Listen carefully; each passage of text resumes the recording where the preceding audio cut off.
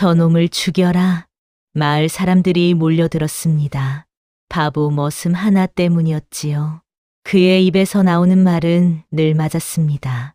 상여가 지나갔고 불이 났고 사람이 쓰러졌습니다. 정확히 그가 말한 대로였지요. 요망한 놈, 귀신 들렸다. 그런데 한 여인이 알아챘습니다. 이 바보가 아니다. 과연 이 바보 모습은 어떻게 될까요?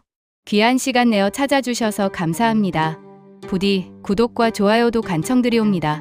오늘의 야담 시작합니다. 옛날 옛적 한양에서 멀지 않은 어느 고을, 해가 채뜨기 전 새벽 장터길에서 하나의 행차가 지나가고 있었습니다.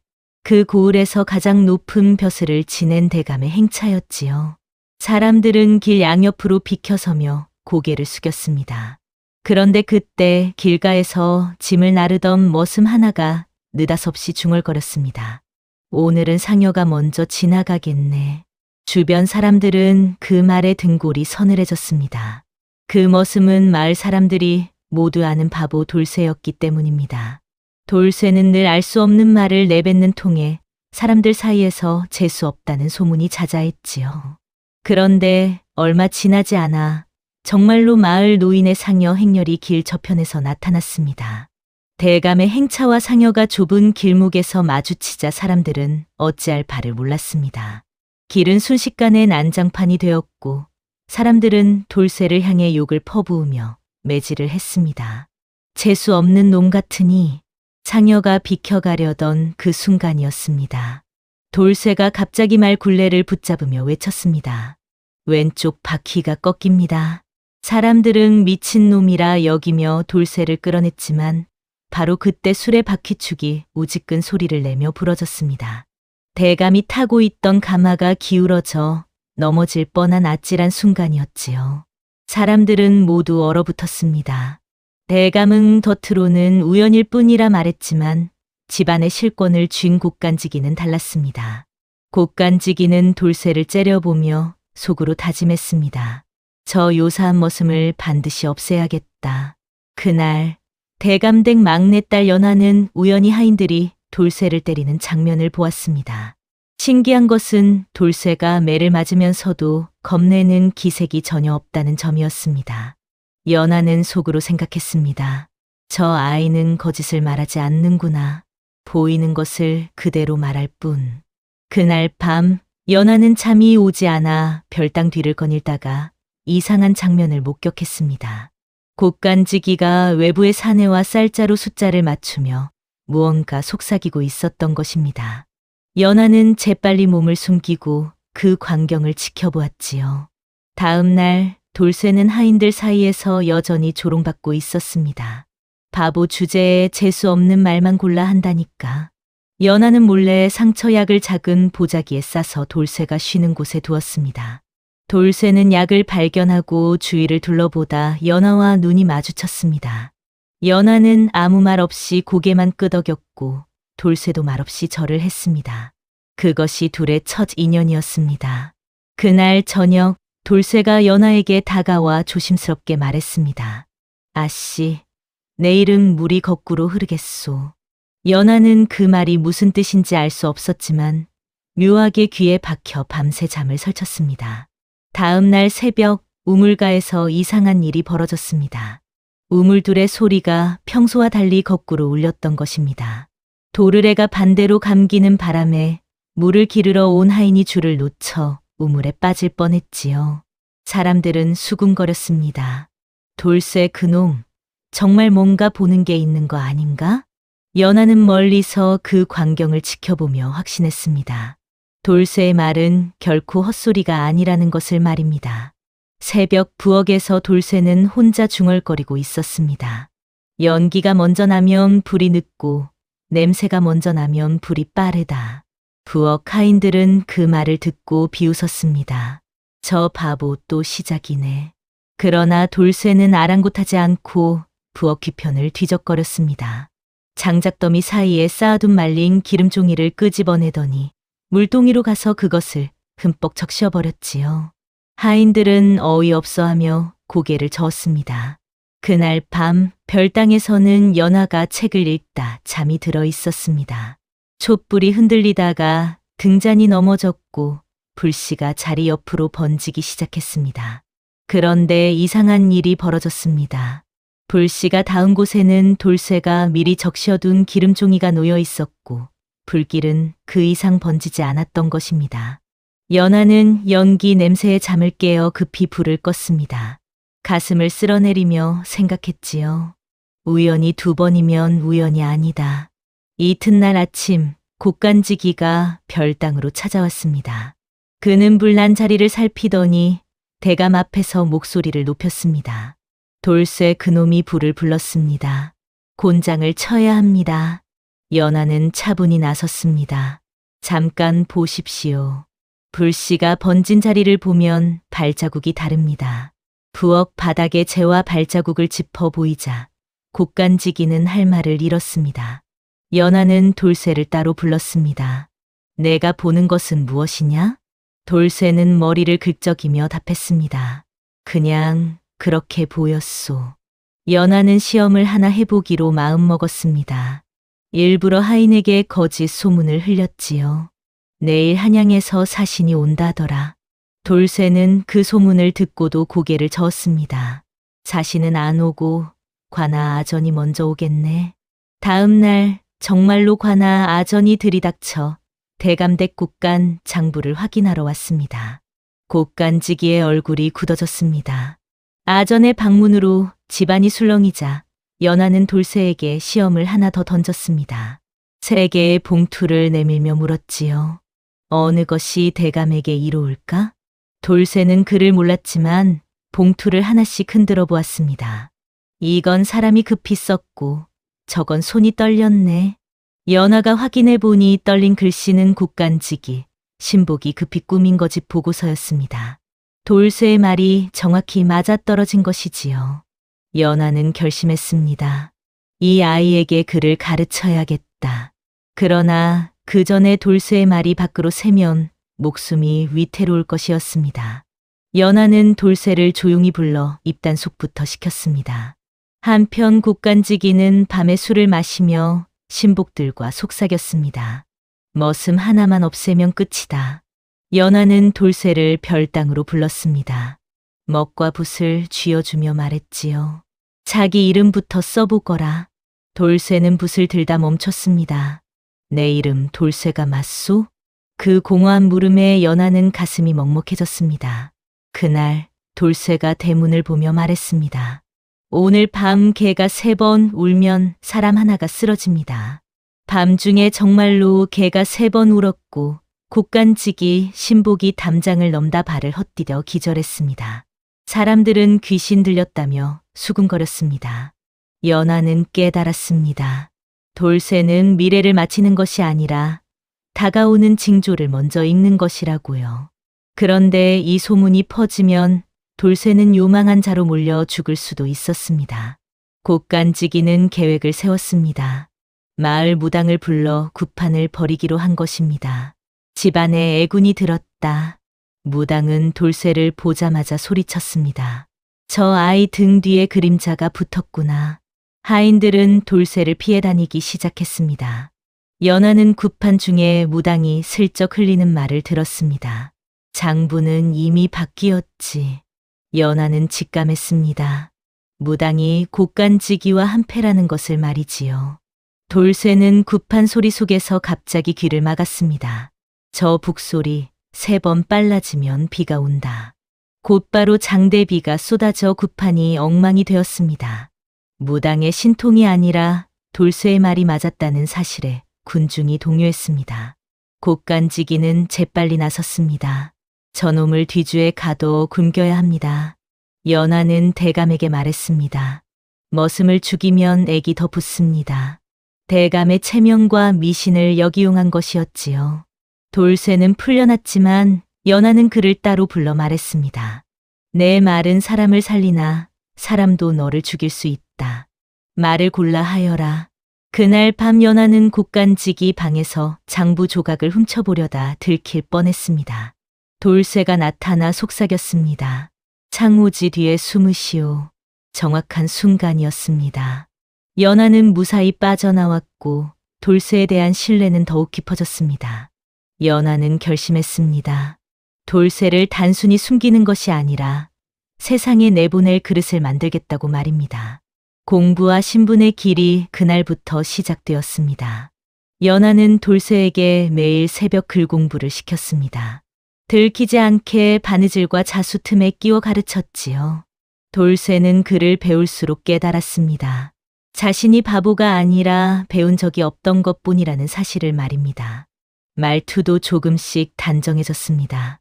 어느 날 돌쇠는 논두렁을 보며 말했습니다.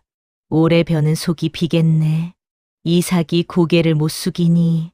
흉년의 징조였습니다. 연하는 훔쳐본 장부 조각을 다시 펼쳐보았습니다. 곶간 쌀이 줄었는데도 만석이라 적혀 있었습니다. 흉년이 오면 백성을 살릴 쌀이 없다는 뜻이었지요. 연하는 대감에게 건의했습니다. 의창을 미리 손보는 것이 어떻겠습니까? 그러나 곶간지기가 막아섰습니다. 아씨가 내정을 어지럽히고 있습니다. 그날 밤 연하가 장부 조각을 더 찾으려던 중 누군가에게 습격당했습니다. 돌쇠가 어둠 속에서 외쳤습니다. 뒤로 셋, 오른쪽 둘. 도망 경로를 정확히 짚어준 덕분에 연하는 무사히 벗어날 수 있었습니다. 습격자의 품에서 붉은 끈이 떨어졌습니다. 무당굿에서 쓰는 부적끈이었지요. 연하는 알았습니다. 이대로 두면 돌쇠가 요망한 자로 몰려 죽을 것이고 흉년이 오면 백성이 죽을 것이라는 사실을 말입니다. 연하는 돌쇠에게 선언했습니다. 너를 서당에 들여보내겠다.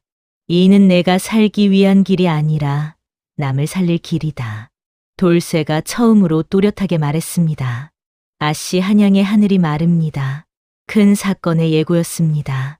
연하가 몰래 마련한 서당 입학이었습니다. 돌쇠를 먼 친척 집 종손의 시종이라 속여드렸지요. 서당 훈장이 돌쇠의 손을 보았습니다. 노동한 손이로군. 의심의 눈초리가 따가웠습니다. 서당 유생들도 돌쇠를 따돌렸습니다. 한 유생이 일부러 그를 바꿔치기에 돌쇠를 망신 주려 했지요. 그러나 돌쇠가 말했습니다. 잉크 냄새가 다릅니다. 유생은 들통이 나고 말았습니다. 돌쇠는 그를 더디게 익혔지만 사람 마음과 상황 흐름을 읽는 재주로 훈장에게 눈도장을 찍었습니다.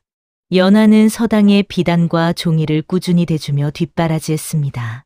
그러나 이것이 집안 재정을 갉아먹는다는 소문이 돌기 시작했지요. 곶간지기는 기회를 놓치지 않았습니다. 아씨가 재물을 빼돌리고 있습니다. 대감의 신뢰를 흔드는 모함이었습니다. 돌쇠는 서당 가는 길에 마을 사람들의 굶주림이 늘어남을 보았습니다. 흉년이 단지 예감이 아니라는 것을 체감했지요. 훈장이 과제를 냈습니다. 내가 보는 것을 글로 써라. 돌쇠는 처음으로 짐승과 바람의 기록을 남기기 시작했습니다. 이 기록은 훗날 왕 앞에서 증거가 될 것이었습니다. 서당 유생 중 한 명, 몰락한 양반 집 자제가 돌쇠에게 호기심을 가지고 접근했습니다. 이 인연은 후반 조정 연결고리가 될 터였지요. 마지막으로 서당 앞에서 무당 신복이 나타나 돌쇠를 노려보며 속삭였습니다. 글을 배운다고 살 수 있을까? 공포가 조성되었습니다. 무당은 일부러 마을에 소문을 퍼뜨렸습니다. 돌쇠가 재앙을 부른다. 여론이 조작되기 시작했습니다. 관아에서는 미신 단속 명목으로 사람을 잡아가고 있었습니다. 돌쇠가 걸리면 끝장이었지요. 연하는 돌쇠에게 가르쳤습니다. 앞으로는 맞춰도 맞히지 말라. 예지의 말법, 즉 말을 돌려 진실을 숨기는 법을 훈련시킨 것입니다. 무당이 돌쇠를 구판으로 유인했습니다. 신들린 증거를 만들려는 계략이었지요. 돌쇠는 일부러 바보처럼 굴며 빠져나오려 했습니다. 그런데 순간적으로 보였습니다. 마을 어린아이가 물에 빠지는 모습이 말입니다. 돌쇠가 외쳤습니다. 저 아이가 물에 빠진다. 돌쇠가 달려가 아이를 구했습니다. 사람들은 떠받들었지만 동시에 두려워했습니다. 진짜 신통이야. 아니, 요망한 거야. 양면의 칼날이었습니다. 관아아전이 돌쇠를 잡아가려는 찰나 연하가 대감댁 체면으로 시간을 벌었습니다. 연하는 이제 확신했습니다. 돌쇠를 살리려면 공식적인 보호막이 필요하다는 것을, 즉 학식과 신분이 필요하다는 것을 말입니다. 군장은 돌쇠의 기록장을 보며 말했습니다. 이건 미신이 아니라 관찰의 기록이로다. 은밀한 지지였습니다. 끝에 곡간지기가 관아에 뇌물을 주고 문서를 작성하기 시작했습니다. 돌쇠를 요사범으로 엮는 문서였지요. 위험은 점점 커져만 갔습니다. 연하는 훔친 장부 조각의 빈칸을 맞추기 위해 돌쇠와 함께 곡간 구조를 파악하기 시작했습니다. 돌쇠가 코를 킁킁거리며 말했습니다. 곡식 냄새가 여기서 끊기는군요. 벽 뒤에 빈 공간을 짚어낸 것이었습니다. 숨겨진 비밀문이 드러났습니다. 그곳에는 겉장부와 속장부가 따로 보관되어 있었지요. 속장부에는 충격적인 기록이 적혀 있었습니다. 흉년 대비용 곡식이 이미 일부 팔려나간 것입니다. 백성을 살릴 쌀이 줄어든 증거였습니다. 연하는 속장부를 가져오려다 손에 잉크가 묻었습니다. 이 흔적이 훗날 의심의 근거가 될 위험이 있었지요. 돌쇠가 하늘을 보며 말했습니다. 오늘 달은 칼처럼 얇습니다. 사람이 베이겠군요. 불길한 예감이었습니다. 실제로 곡간직이 신복과 마주쳤습니다. 추격전이 벌어졌습니다. 돌쇠가 골목의 돌부리와 비탈을 정확히 짚어 연하를 안전한 길로 이끌었습니다. 직관적인 액션이었지요. 연하는 속장부 일부를 떼어내 숨겼습니다.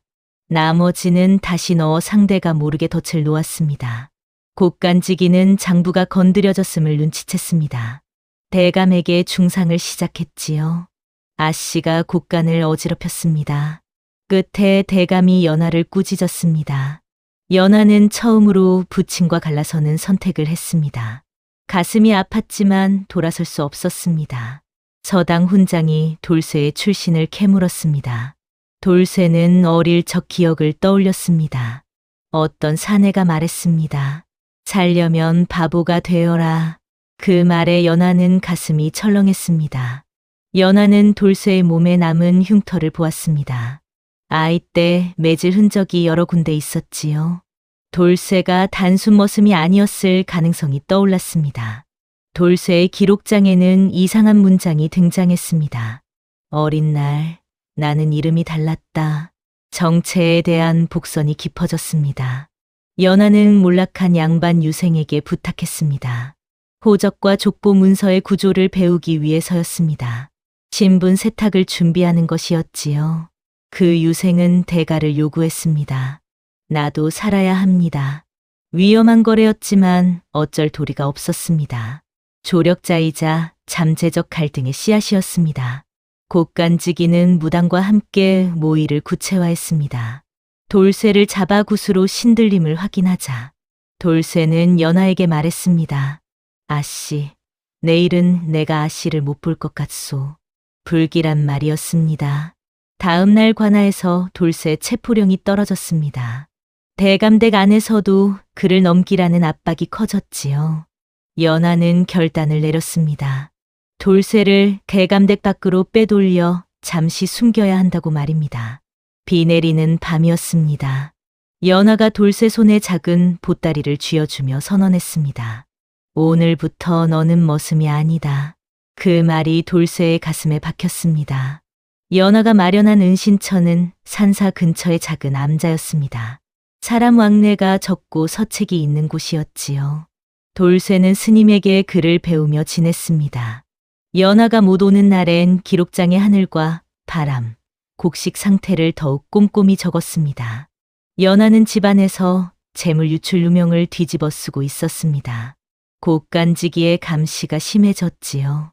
무당은 소문을 퍼뜨렸습니다. 아씨가 요망한 머슴과 통했다. 혼처 이야기까지 꺼내며 연하를 압박했습니다. 연하는 돌쇠에게 편지를 보냈습니다. 그러나 편지가 중간에 가로채졌습니다. 곡간지기의 손에 들어간 것이었지요. 곡간지기는 돌쇠 은신처를 좁혀갔습니다. 잡아오면 포상이다. 사람들을 풀어 산을 수색하기 시작했습니다. 돌쇠는 수색 소리를 듣고 말했습니다.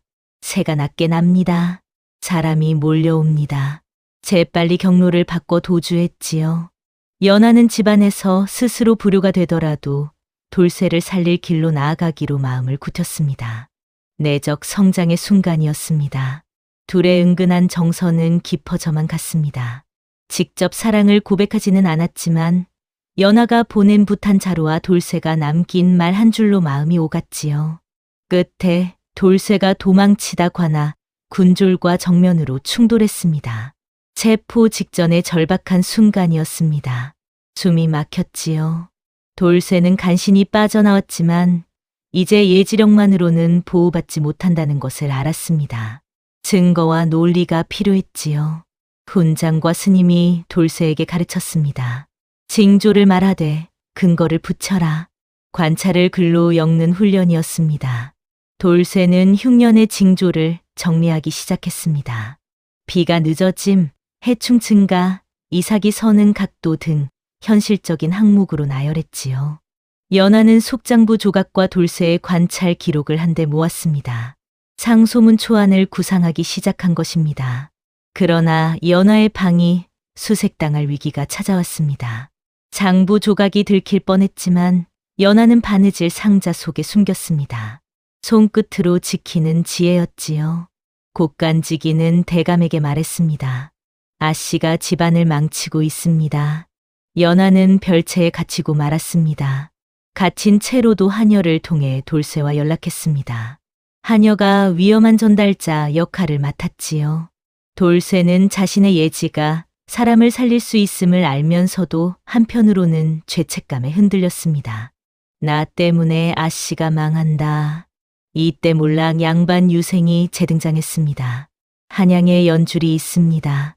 조정 진입의 실마리를 제시한 것이었습니다. 희망이 보이는 듯했지요. 끝에 흉년의 첫 신호가 나타났습니다. 쥐떼, 메뚜기, 우물수의 저하가 실제로 관찰되었습니다.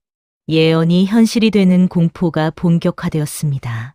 백성들 사이에서 불안이 퍼져나갔지요. 유생이 옛 문서 창고를 뒤지다 우연히 낡은 호적 조각을 찾아냈습니다. 거기에는 돌쇠와 닮은 이름이 적혀 있었지요. 돌쇠는 그 이름을 보는 순간 두통을 느꼈습니다. 어린 시절 장면이 스쳐 지나갔습니다. 현실적인 트라우마였지요. 호적 조각은 영무로 몰락한 집안의 반개로 이어질 가능성을 보여주었습니다. 돌쇠가 왜 바보로 숨어야 했는지 설명이 되었습니다. 연하는 걱정했습니다. 정체가 드러나면 더 위험하다. 오히려 새로운 신분을 만들어야 한다고 판단했지요. 신분 세탁의 현실적 방식이 필요했습니다. 멀리 떨어진 고을에 향한 서류 위조가 아니라 입양이나 기록 누락의 틈을 이용하는 것이었습니다. 유생은 대가를 요구했습니다. 자신의 복권을 바랐지요. 연하와 이해관계가 충돌하기 시작했습니다. 곡간지기는 무당을 시켜 소문을 퍼뜨렸습니다. 연하가 사내를 숨겼다. 혼처를 강행하려는 압박이었습니다. 연하는 병이 났다는 핑계를 대고 버텼습니다. 그 사이 돌쇠를 한양으로 보낼 준비를 했지요. 돌쇠는 떠나기 전 연하에게 말끝을 흐렸습니다. 나는 아씨의 은혜를 갚을 길이. 연하는 단호히 답했습니다. 갚지 말고 살아라. 정서가 극대화되는 순간이었습니다. 끝에 돌쇠의 기록장과 장부 조각이 한양으로 향하는 보따리에 들어갔습니다. 왕 앞으로 가는 길이 열린 것이었지요. 돌쇠는 한양으로 가는 길에서 굶주린 백성을 직접 마주쳤습니다. 흉년의 실체를 온몸으로 체감했지요. 길에서 만난 장사꾼이 말했습니다. 곡식값이 오르고 있다오. 돌쇠는 직감했습니다. 흉년과 사재기가 결합된다는 것을 말입니다. 돌쇠는 예지를 함부로 내뱉지 않았습니다. 글로 정리에 설득하는 법을 익혀가고 있었지요. 성장의 과정이었습니다. 유생이 한양의 하급 관리와 연결해 주었습니다. 서리와 아전 라인을 통해 상소문 전달 루트를 탐색하기 시작했습니다.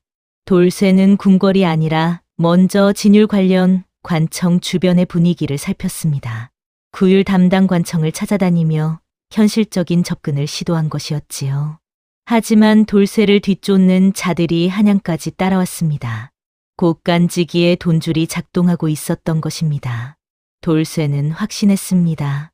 자신이 쫓기는 이유가 요망 때문이 아니라 장부의 진실 때문이라는 것을 말이지요. 연하는 집안에 갇혀 있었지만 한여를 통해 한양에 소식을 보냈습니다. 연결망이 점점 촘촘해졌습니다. 돌쇠는 밤마다 기록장을 다시 읽었습니다. 자신의 말이 예언이 아니라 경고가 되도록 문장을 다듬었지요. 끝에 돌쇠가 한양에서 첫 청문을 받게 되었습니다. 비공식 질문이었지만 중요한 시험대였습니다. 내가 정말 근거가 있느냐? 떨리는 순간이었습니다. 돌쇠는 한양의 곡물 유통을 조사하기 시작했습니다. 흉년 전에 이미 관아 곡식 일부가 새어나간 흔적을 포착했지요. 장부 조각과 연결되는 증거였습니다. 곡간지기의 비리가 단지 집안만이 아니라 관아와 아전으로 이어진 사슬임이 드러났습니다. 충격적인 진실이었지요. 흉년이 와도 살 길이 있었는데 사람의 탐욕이 백성을 더 죽인다는 구조가 밝혀진 것입니다. 메시지가 강화되었습니다. 돌쇠는 이제 예지력보다 더 강한 무기를 갖추게 되었습니다. 증거인 장부와 관찰 기록이었지요. 그러나 증거를 내면 자신이 영무 집안 반계로 엮일 위험도 생겼습니다. 정체가 드러날 리스크였습니다. 유생은 말했습니다. 이걸 내면 너도 죽는다. 증거를 반만 내고 우리만 살자. 거래를 제안한 것이었지요. 돌쇠는 처음으로 확고한 결단을 내렸습니다. 나는 살자고 온 게 아니라 살리자고 왔소. 이 결단이 유생과 갈라서는 계기가 되었습니다. 유생은 배신할지 회심할지 갈림길에 섰지요. 돌쇠는 상소문을 더 단단히 다듬었습니다. 하늘 징조가 아니라 정책 제안으로 승부를 걸기로 한 것입니다. 끝에 돌쇠의 뒤를 밟던 자들이 지시를 받았습니다. 오늘 밤 처리하라. 칼을 품은 채 움직이기 시작했습니다. 위험이 코앞까지 다가왔습니다. 돌쇠가 한양 뒷골목에서 습격당했습니다. 칼이 번뜩였고 중상을 입었지요. 기록장 보따리가 빼앗길 뻔한 순간이었습니다. 우연히 예전 서당 훈장의 지인이 한양에 있었습니다. 네트워크가 회수되는 순간이었지요. 돌쇠를 숨겨 치료해 주었습니다. 연하는 집안에서 혼처가 강행되는 상황에 처했습니다. 혼례 당일에 사라지겠다는 극단적 결심까지 했지요. 한여를 통해 돌쇠가 죽을 위기라는 소식을 들었습니다. 연하는 금단의 수를 썼습니다. 대감에게 암시를 던진 것입니다. 곡간지기가 쌀을 빼돌렸습니다. 내부 균열을 낸 것이었지요. 대감과 곡간지기 사이에 불신이 생겼습니다. 곡간지기는 급히 증거를 없애려 했습니다. 속장부가 불타려는 순간이었습니다. 연하가 위험을 무릅쓰고 불길 속에서 장부 일부를 구해냈습니다. 손이 타들어갔지만 놓지 않았지요. 연하는 결국 집을 빠져나와 한양으로 향했습니다. 규수가 밤길을 나서는 것은 큰 결단이었습니다. 감정이 폭발하는 순간이었지요. 연하가 한양에 도착했을 때 돌쇠는 말했습니다. 아씨가 오면 더 위험하오.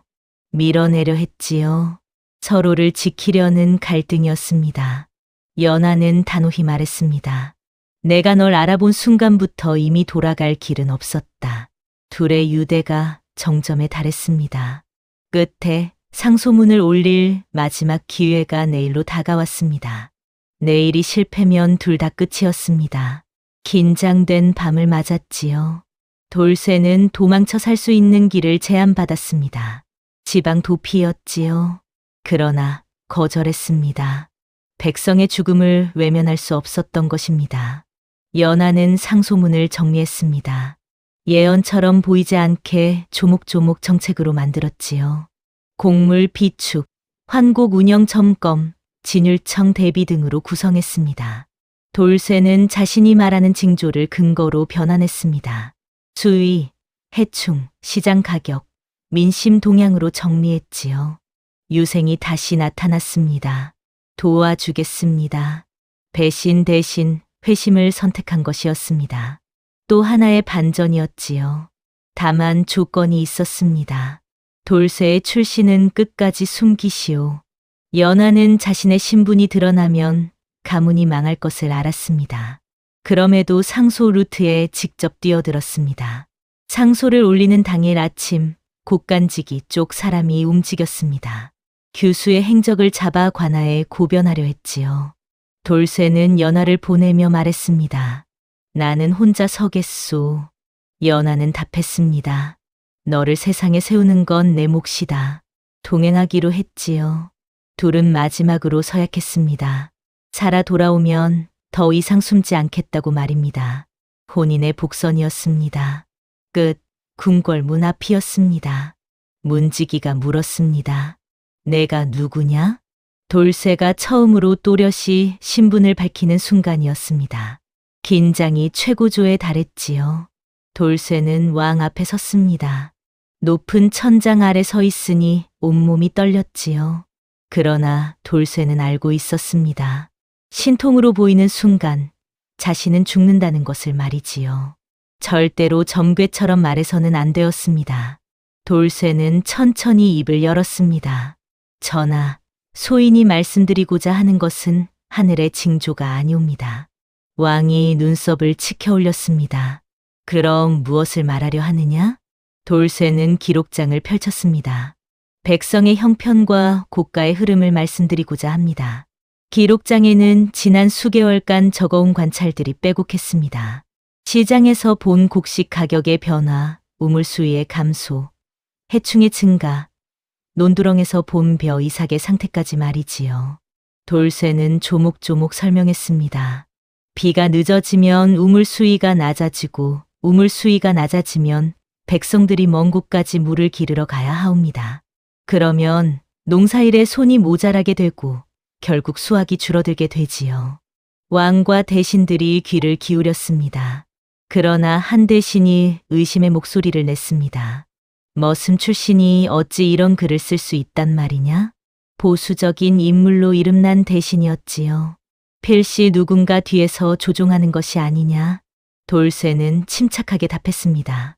소인에게 가르침을 주신 분이 계시옵니다. 그분 덕에 글을 익힐 수 있었고 보이는 것을 글로 남길 수 있었지요. 연하를 직접 거론하지 않으면서도 은인이 있음을 밝힌 것이었습니다. 대신이 다시 목소리를 높였습니다. 미신이다. 요사한 말로 조정을 어지럽히고 있다. 당장 처벌해야 하옵니다. 분위기가 험악해지는 순간이었습니다. 돌쇠는 품에서 장부 조각을 꺼냈습니다. 연하가 목숨 걸고 구해낸 그것이었지요. 전하, 이것을 보시옵소서. 장부 조각을 펼쳐 보이자 왕의 얼굴이 굳어졌습니다. 겉장부와 속장부의 차이가 명확히 드러나 있었던 것입니다. 흉년을 대비해 비축해 두어야 할 곡식이 이미 빠져나갔사옵니다. 이는 하늘의 재앙이 아니라 사람의 탐욕 때문이옵니다. 부패 고발로 판을 완전히 뒤집은 것이었지요. 왕은 즉시 조사를 명했습니다. 진상을 낱낱이 밝혀라. 그리고 돌쇠에게 다시 물었습니다. 그대가 말하는 흉년 대비책은 무엇이냐? 돌쇠는 준비해 온 말을 꺼냈습니다. 의창을 점검하고 곡물 유통을 단속하며 진율청을 미리 준비해야 하옵니다. 백성이 굶어 쓰러지기 전에 손을 써야 하지요. 여기서 예지가 진짜 힘을 발휘했습니다. 왕이 시험하듯 물었습니다. 그럼 그대는 내일 비가 온다고 장담할 수 있느냐? 긴장된 침묵이 흘렀습니다. 돌쇠는 천천히 고개를 들어 왕을 바라보았습니다. 전하, 비는 하늘이 내리는 것이옵니다. 소인이 감히 하늘을 대신해 말할 수는 없지요. 왕의 눈빛이 날카로워졌습니다. 돌쇠는 이어서 말했습니다. 그러나 굶주림은 사람이 막을 수 있사옵니다. 비가 오지 않아도 백성이 굶지 않게 할 수는 있는 것이지요. 명대사였습니다. 메시지의 핵심이 그 한마디에 담겨 있었지요. 왕의 얼굴에 감동이 스쳤습니다. 옳은 말이로다. 왕은 돌쇠를 임시로 보호하기로 했습니다. 조사관을 붙여 지방국창을 점검하게 하라. 이 자를 해치는 자는 내가 용서치 않을 것이다. 왕명이 떨어지자 대신들은 감히 반대하지 못했습니다. 돌쇠는 궁을 나섰습니다. 그런데 문을 나서자마자 어둠 속에서 칼날이 번쩍였습니다. 습격이었지요. 죽여라. 그러나 왕명으로 붙은 호위가 재빨리 막아섰습니다. 검이 부딪히는 소리가 울렸고 습격자들은 흩어져 도망쳤습니다. 현실적인 보호막이 생긴 것이었지요. 돌쇠는 가슴을 쓸어내렸습니다. 그날 밤 왕의 명이 내려간 소식이 퍼졌습니다. 그런데 동시에 또 다른 소문도 흘러나왔습니다. 돌쇠를 도운 것은 대감댁 아씨였다. 연하가 배우다. 곡간지기 쪽에서 흘린 소문이었지요. 2차 폭탄이 터진 것입니다. 위기는 끝나지 않았습니다. 아니, 오히려 더 큰 위기가 다가오고 있었지요. 왕의 조사관들이 움직이기 시작했습니다. 지방국창을 샅샅이 뒤진 결과 곡간지기와 관아, 아전의 유착이 명확히 드러났지요. 장부는 두 벌이었습니다. 대감에게 보고한 겉장부에는 곡식이 가득했지만 실제로는 절반도 남지 않았던 것입니다. 나머지는 몰래 팔려나가 사욕을 채우는 데 쓰였지요. 증거가 명확했습니다. 왕은 진노했습니다. 백성을 살릴 곡식으로 배를 채웠단 말이냐? 곡간지기는 무릎을 꿇었지만 마지막 발악을 시도했습니다. 전하, 그 돌쇠라는 자를 믿으시면 안 되옵니다. 목소리가 떨렸지만 악착 같았지요.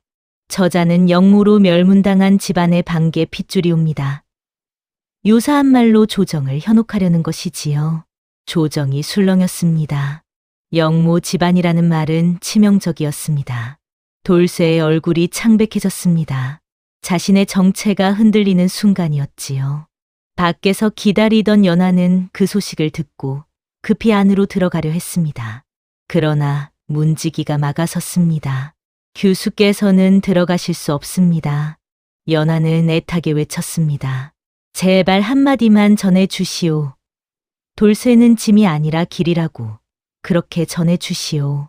그 외침이 궁궐 안까지 들렸을까요? 돌쇠는 왕 앞에서 고개를 숙이고 있었습니다. 소인이 짐이 되었사옵니다. 물러가겠습니다. 왕은 갈림길에 섰습니다. 돌쇠를 처벌할 것인가, 보호할 것인가. 정치적 계산이 머릿속을 스쳤지요. 그때 한대신이 나섰습니다. 예전에 돌쇠를 도왔던 서당 훈장의 친분이 있는 인물이었습니다. 전하, 소인이 한 가지 여쭙겠사옵니다. 대신은 돌쇠의 기록장을 들어 올렸습니다. 이 기록을 보시옵소서. 이것이 하루아침에 만들어질 수 있겠사옵니까? 기록장을 펼치자 수개월간 꾸준히 적어온 관찰들이 드러났습니다. 날짜별로 빼곡히 적힌 글씨들, 잉크의 바램, 종이의 낡음이 모두 시간의 증거였지요. 이는 조작이 아니옵니다. 진심으로 백성을 걱정한 기록이옵니다. 유생도 나섰습니다. 배신 대신 회심을 선택했던 그 유생이었지요. 소인도 증언하겠습니다. 돌쇠는 결코 조정을 속이려 한 것이 아니옵니다. 연하가 불길 속에서 구해낸 속장부도 다시 제출되었습니다. 15장에서의 그 장면이 회수된 것이지요. 이것이 곡간지기가 말하는 아씨의 조작이라면 어찌 불에 탄 자국이 있겠사옵니까? 목숨 걸고 진실을 지킨 것이옵니다. 곡간지기의 주장이 하나씩 무너졌습니다. 왕은 오랜 침묵 끝에 입을 열었습니다. 출신이 무엇이든 백성을 살린 공이 먼저다. 돌쇠를 공식적으로 인정한 것이었습니다. 다만 완전한 신분 상승은 보류되었습니다. 현실적인 절차가 필요했던 것이지요. 조사를 더 진행하되 이자를 보호하라. 왕의 명이었습니다.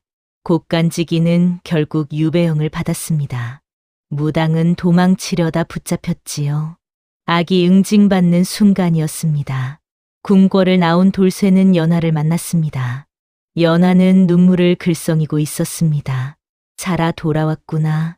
돌쇠는 고개를 숙였습니다. 아씨 덕분이옵니다. 그날 밤 하늘에서 첫 비가 내리기 시작했습니다. 그러나 비는 너무 적었습니다.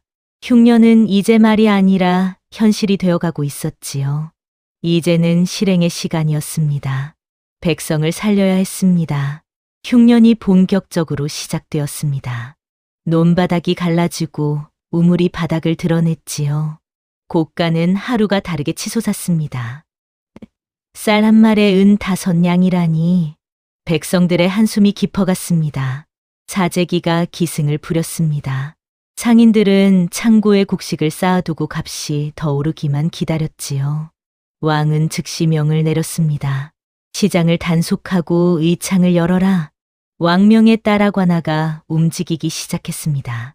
돌쇠는 현장에 보내졌습니다. 더 이상 징조를 읽는 자가 아니라 분배의 공정을 설계하는 역할이었지요. 돌쇠는 마을을 돌아다니며 백성들의 형편을 직접 살폈습니다. 이 마을은 우물이 3개인데 모두 말랐으니 먼저 구휼해야 하겠군요. 저 마을은 노인과 아이가 많으니 곡식보다 죽을 끓여 나눠주는 것이 낫겠습니다. 데이터를 다루듯 치밀하게 파악해 나갔습니다. 현실적인 접근이었지요. 연하는 뒤에서 문서 정리와 전달을 맡았습니다. 어느 마을에 얼마만큼의 곡식이 필요한지, 어느 창고에서 가져와야 하는지 모두 연하의 손을 거쳐 정리되었습니다. 돌쇠가 말로만이 아니라 체계로 움직일 수 있게 만든 것이지요. 조력자로서 완성된 모습이었습니다. 백성들 사이에 소문이 퍼졌습니다. 그 선비가 우리를 살린다더라. 머슴 출신이라던데 진짜 백성 마음을 아는 분이야. 돌쇠는 처음으로 바보가 아닌 사람으로 머슴이 아닌 선비로 존중받았습니다. 가슴이 뭉클했지요. 하지만 반발도 만만치 않았습니다. 사재기로 돈을 벌려던 상인들이 돌쇠를 음해하기 시작했습니다. 저자가 백성 편을 든다. 상업을 망치는 자다. 기득권을 쥔 아전들도 가세했습니다. 주제를 모른다. 공격이 쏟아졌습니다. 돌쇠는 맞서 싸우지 않았습니다. 대신 기록과 증거로 하나씩 무너뜨렸지요. 이 상인은 곡식을 숨겨두고 값을 올렸사옵니다. 여기 장부가 있습니다. 저 아전은 구휼곡식을 빼돌렸사옵니다. 증인이 있습니다. 지혜의 대결이었습니다. 그러는 사이 연하의 가문에도 변화가 찾아왔습니다. 대감은 처음엔 딸의 선택을 이해하지 못했습니다. 그러나 백성들이 연하를 칭송하는 소리를 듣고 왕이 은혜를 내린 것을 보며 마음이 조금씩 풀렸지요. 어느 날 대감은 조용히 쌀 몇 가마니를 진율청에 보냈습니다. 아무에게도 말하지 않았지만 연하는 알았습니다. 부친이 자신을 용서했다는 것을 말이지요. 화해의 씨앗이 트기 시작했습니다. 돌쇠는 깨달았습니다. 자신의 예지가 미래를 마치는 신기한 재주가 아니라 사람의 고통을 남보다 먼저 알아차리는 마음이었다는 것을 말이지요. 성장이 완성되는 순간이었습니다.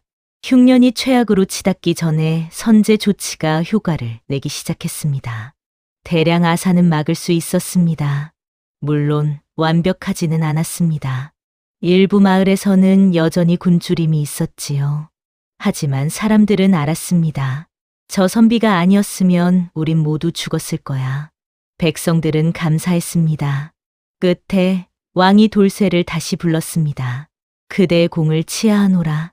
포상을 내리려는 것이었습니다. 이제 남은 것은 단 하나였습니다. 신분과 혼인이라는 마지막 산이었지요. 왕은 돌쇠를 다시 불러들였습니다. 그대에게 벼슬을 내리고자 하노라. 매우 낮은 직임이었습니다. 궁궐의 기록을 담당하는 말단 관리였지요. 하지만 그것만으로도 충분했습니다. 공식적인 신분의 근거가 생긴 것이었습니다. 이제 돌쇠는 더 이상 머슴이 아니었습니다. 조선의 관리가 된 것이지요. 연하에게는 직접적인 포상 대신 다른 방식으로 은혜를 내렸습니다. 대감댁의 비단과 서책을 하사한 것입니다. 대감의 딸이 효성이 지득하다 하니 이를 내린다. 가문의 체면을 살리는 방식이었지요. 소문도 자연스럽게 잠재워졌습니다. 대감은 처음엔 여전히 마음을 열지 않았습니다. 머슴과 혼인이라니. 그러나 백성들의 평판은 거셀 수 없었습니다. 대감댁 아씨가 없었으면 우리가 어찌 살았겠습니까? 돌쇠 나리는 진짜 선비십니다. 왕의 뜻도 명확했습니다. 대감은 결국 무릎을 쳤습니다. 그래, 딸이 고른 길이니 아비가 막을 수는 없지. 연하의 선택을 받아들인 것이었습니다. 부녀 관계가 회복되는 순간이었지요. 연하는 눈물을 글썽였습니다. 아버님, 대감은 손을 저었습니다. 됐다. 혼례 준비나 하거라. 혼례가 준비되었습니다. 그러나 성대한 잔치는 아니었습니다. 돌쇠가 원하지 않았던 것이지요. 백성이 아직 굶주리고 있는데 어찌 호화로운 잔치를 벌이겠습니까? 대신 소박하지만 의미 있는 방식을 택했습니다. 혼례 당일 떡을 빚어 굶주린 이웃들에게 나누어 주었습니다. 혼인의 기쁨을 함께 나누고 싶습니다. 백성들은 감격했습니다. 이런 선비를 어디서 보겠습니까? 메시지가 담긴 혼례였습니다. 혼례를 마친 뒤 돌쇠는 연하에게 화려한 말 대신 한마디만 했습니다. 아씨가 제 이름을 찾아주셨소. 연하는 미소 지었습니다. 이제는 아씨가 아니라 부인이라 부르셔야지요. 돌쇠도 웃었습니다. 부인 그 말이 참 좋구려. 야담식 여운이 남는 표현이었지요. 연하는 돌쇠의 손을 잡고 말했습니다. 이제는 숨지 마시오. 대신 늘 기록하시오. 당신이 본 것들, 느낀 것들을 모두 기록으로 남기시오.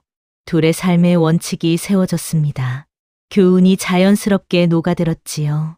돌쇠는 예지력을 제주로 과시하지 않았습니다.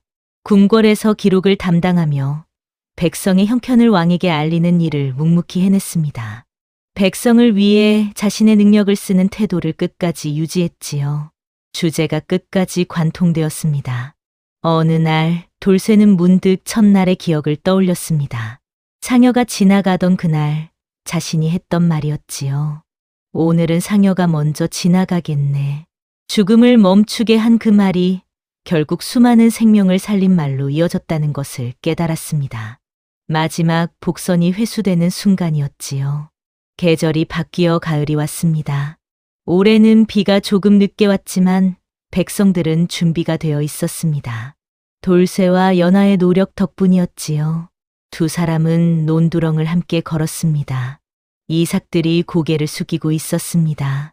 풍년까지는 아니었지만 백성들이 먹고 살 만큼은 거두었습니다. 돌쇠가 하늘을 보며 말했습니다. 올해는 비가 고르게 오겠소.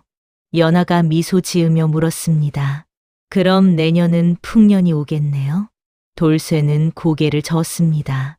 하늘의 일은 하늘이 정하는 것이요. 다만 우리가 할 일을 하면 되는 것이지요. 열린 여운이 남는 대답이었습니다. 연하는 품에서 새 기록장을 꺼냈습니다. 하얀 종이가 펼쳐졌지요. 다음에는 무엇을 기록하시겠어요? 돌쇠는 잠시 생각하다 말했습니다. 흉년이 아니라 사람의 탐욕을 미리 막는 법을 써야겠소. 연하가 고개를 끄덕였습니다. 좋은 생각이에요. 함께 써 나가지요. 둘은 논두렁을 천천히 걸어갔습니다.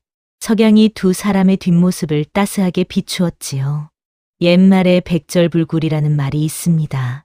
어떠한 난관에도 굽히지 않고 이겨나간다는 뜻이지요. 돌쇠와 연하가 걸어온 길이 바로 그러했습니다. 바보로 불리던 머슴이 조선을 살린 선비가 되었고 규수로 자라던 아씨가 백성을 구한 동반자가 되었지요. 그들의 이야기는 이렇게 전해 내려옵니다. 하늘의 뜻을 거스를 수는 없지만 사람의 마음은 바꿀 수 있다고 말이지요. 다음 영상을 빠르게 만나보시려면 좋아요와 구독을 눌러주세요. 그럼 더 재미있는 영상으로 찾아뵙겠습니다. 모두 행복한 하루 보내세요.